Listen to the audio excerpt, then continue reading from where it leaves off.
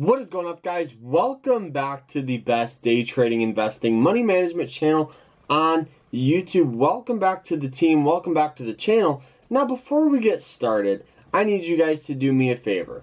I need you guys to go and smash that like button. Smash it. It really, really helps me out, and it shows me that you guys actually like this content. But in today's episode, we're going to be talking about how to beat a stock market crash.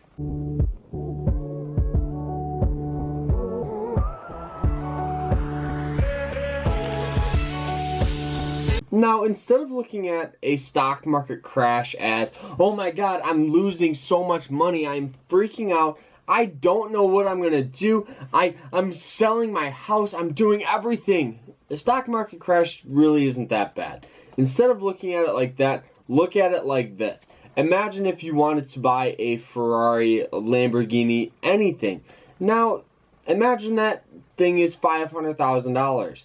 So you keep saving up, but it just gets expensive, more expensive, and then the stock market crash comes around. So that $500,000 car now is a whopping $100,000. Now you say, oh my God, I could buy 2 of these cars. Now, instead of doing that, and instead of this being a Ferrari, imagine if it was stock. Imagine if Apple stock, instead of trading at $200, was trading at $75. That would definitely be one of the best investments to get. And at the time, it may seem like there's no future in the stock market, and all these companies are doomed and everything is going bad.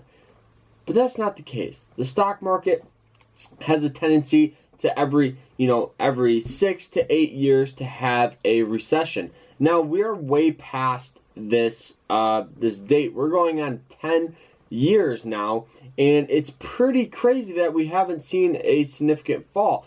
Now, back in 2008, the stock market was down nearly 36% at one of the worst times of March of 2008, and a lot of people were freaking out. But you could buy Netflix for under $10 a share.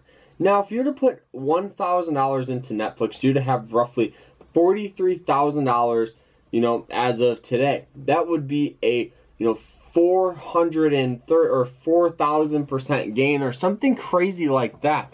And all that was because all of these stocks got on sale. They went on sale and began to sell off, and that's what tends to happen. We get this huge sell-off, and people don't see any future for these stocks, so they sell their positions. And instead of selling, you guys should be buying. Now, if you already have this stock, you might be saying, well, Carter, I already have it, I can't do anything now. It's too late. It's never too late, let me tell you that. Another tool that you guys can use when the stock market goes in a recession, now instead of buying stock, buy bonds. Bonds are very, very good. That's what I buy. I buy BND. It's Vanguard's bond. And really, it is $89. Excuse me. It's $89, and it offers a dividend. It offers everything like that in a less aggressive approach on the market. Now this bond only might yield me maybe 5 to 6% a year, but it's very, very less volatile, and it's very, very good in bear markets or in recessions. Now, a lot of people think that the best thing to do is to just figure out how to time the market. They say, okay, I'm going to wait for this to fall, and then I'm going to buy some.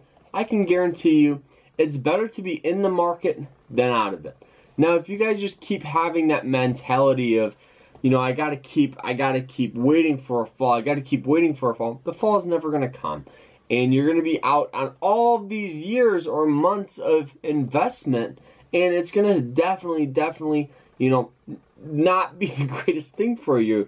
I wish that I could preach this again and again and again. Now, I contribute to my investment portfolio roughly $1,000 per month. That is to my retirement. That is to my just my general investment account. And all of these stock, it definitely is crazy just being consistent. and everything like that, one of the best things to building wealth is just being consistent. Now, if you would have put, let's say you put $5,000 in when you were 26 years old, and that's it, you would have over $100,000 by the time of retirement because of this compound interest, and it's crazy. So it's better to be in it than out of it, guys. So that is it, though. That's really how to beat a bear market. You have to look at short-term or long-term bonds, and you have to continue to buy shares of companies or in the general market. So that is it, though. I hope you guys enjoyed this episode, and if you did, drop a subscribe down below. Remember to always stay happy, stay positive, and I hope you guys have a great rest of your day. Take care, and I hope you guys have a good one.